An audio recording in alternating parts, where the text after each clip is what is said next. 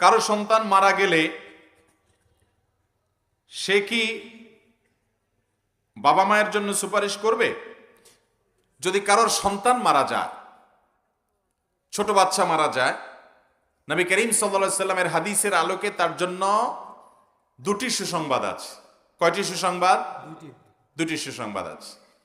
এর ভিতরে একটি সুসংবাদ হলো, যদি কোনো আল্লাহর বান্দা তার সন্তান দুনিয়া থেকে চলে গেছে, এই জন্য সে সবর করে, এই জন্য সে ধৈর্য ধারণ করে, হাহুতাশ না করে, মালাকুল মউতকে গালিগালাজ না করে, ভাগ্যকে গালিগালাজ না করে, জামা কাপড় ছেঁড়াছেড়ি, ভাঙচুর, বুক ছাপড়ানো, মাথায় আঘাত করা, গালে আঘাত করা, এরকম অসহনশীলতার কোনো কাজ না করে, বরং আল্লাহর ফয়সালাকে যদি সে মেনে নেয়, হাদিসে আসছে আল্লাহ রাব্বুল আলামিন আল্লাহর ফেরেশতাকে জিজ্ঞেস করবেন, তোমরা আমার বান্দার কলিজার টুকরা নিয়ে এসেছো?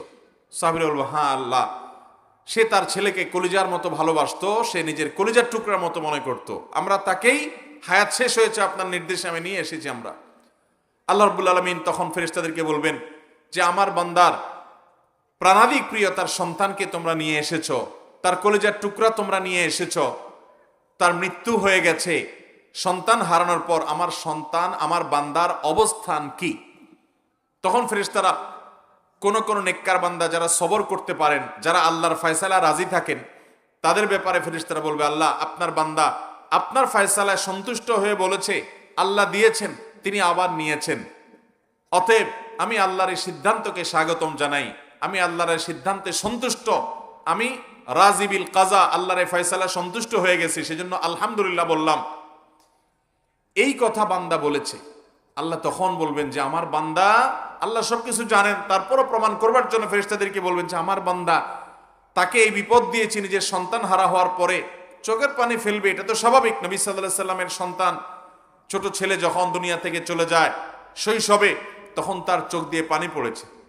সাহাবীরা অনেকে জিজ্ঞাসা করল, ইয়া রাসূলুল্লাহ আপনিও কাঁদেন সন্তানের বিরহে? নবী সাল্লাল্লাহু আলাইহি সাল্লাম বলেছেন, হ্যাঁ, এটা তো খুব স্বাভাবিক যে আপনজনের বিদায়ে মানুষের কষ্ট হবে, চোখের পানি আসবে, কিন্তু মানুষ বেসবর হবে না, মানুষ আল্লাহর প্রতি অধৈর্যশীল হয়ে কোনো কুফরি কালাম বলবে না, আল্লাহর ফয়সালাকে মেনে নিবে।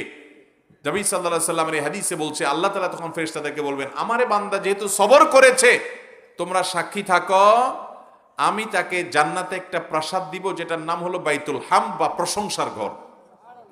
যেহেতু সে আমার প্রশংসা করেছে, তাকে আমি এরকম একটা মর্যাদা দিব, যে মর্যাদাটার নামই দেওয়া হবে প্রশংসার প্রাসাদ।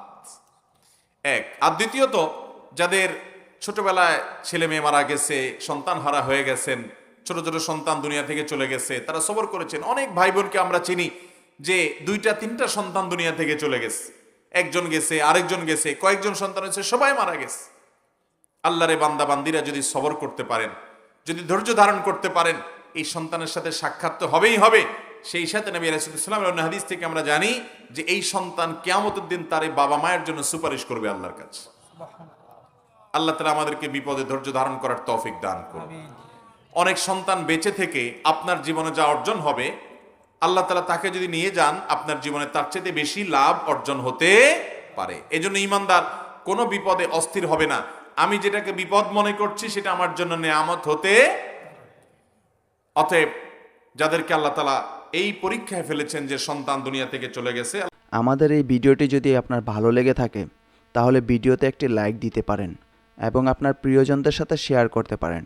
এবং এইরকম আরও ভিডিও পেতে আমাদের ইউটিউব চ্যানেলটি সাবস্ক্রাইব করে পাশে থাকা বেল আইকনটি অন করে দিন।